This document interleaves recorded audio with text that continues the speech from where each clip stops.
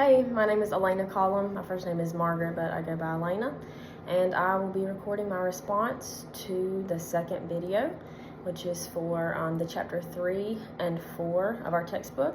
So I'll get started with question number 1, which asked about the 4 dispositions that I value most that I would like for my colleagues to think about myself. So I selected these 4 words to define how I want to be known among my colleagues. My first one is hardworking, then passionate, reliable, and respectful. So to give my rationale for each one, I'll start with hardworking. So I chose hardworking as the first and most important disposition because I embrace the mentality that hard work can help you achieve greatness in life. I model hard work before my colleagues and my students because I hope that this is something that all individuals would want to replicate in their own behaviors. As an educator, hard work is a crucial component to effectively meeting the needs of all students. I also chose the word passionate, my second word, because I believe that it is an ideal scenario for all teacher leaders to be passionate about their career in education. Passion for teaching can instill a passion for learning among students, and it can also influence other coworkers to become more driven and to be more excited about their own practice as an educator. Exemplifying my passion for education in front of my colleagues can have a positive impact on their outlook on their jobs. Thirdly, I chose the word reliable because I want to be seen as a teacher who comes through for their coworkers and for their students. When a colleague gives me a task, I want them to be confident in my ability to complete the task effectively and in a timely manner because this is a trait that I also value in others. Reliability and dependability go hand in hand in my opinion, and both of these traits are essential for any good coworker and employee to possess. And finally, my fourth word that I chose was respectful. I want to come across as kind, humble, open-minded, and most of all respectful to my colleagues because I believe in the golden rule of treating others how I want to be treated. I appreciate being respected by my coworkers, so I want them to see me as someone who gives respect to them in all regards. That is it for question 1, and then chapter 3, question 2.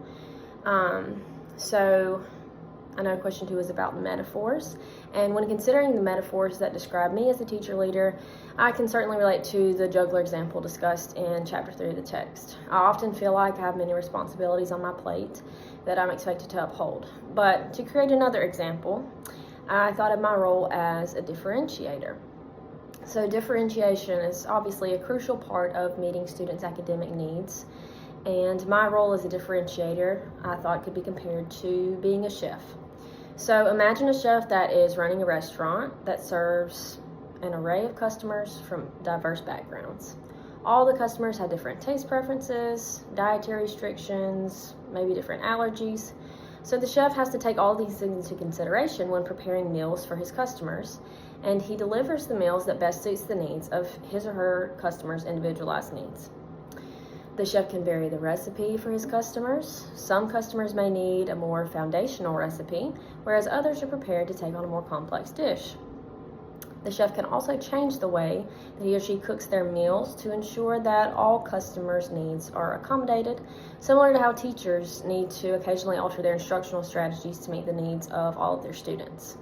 So it's important for a chef to understand that a one-size-fits-all approach does not effectively satisfy the needs of all customers. So obviously I'm the chef in this case, and it's important for me to differentiate my education to make sure that I'm meeting the needs of all of my students that come from a diverse background. All right, question number 3, which comes from chapter 4, talking about metacognition. So metacognition refers to an individual's personal awareness of what they know and what they don't know. This process is crucial for educators who are just beginning their journey like myself.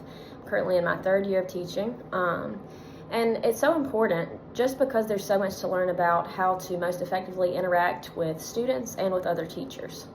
So 2 essential components of metacognition are reflection and self-regulation. All educators should reflect on their teaching practices and consider areas for improvement in future circumstances. And that goes for all educators, even the ones with the most experience.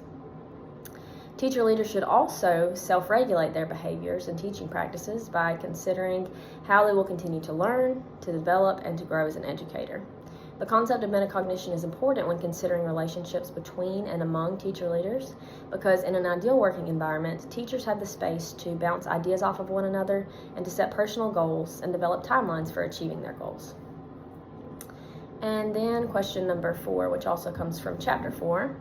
So the final question, referring to which generation I'm from, actually made me laugh a little when I watched Professor Crosby's video, just because I'm not from any of the generations listed in the textbook.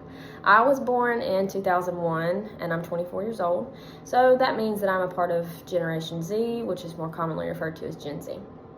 So, for this question, I will be considering the strengths of all 3 of the other generations listed in the textbooks and comparing myself to those generations. So, my generation is certainly most similar to millennials in terms of being technologically savvy, and I consider that to be a strength for each of our generations.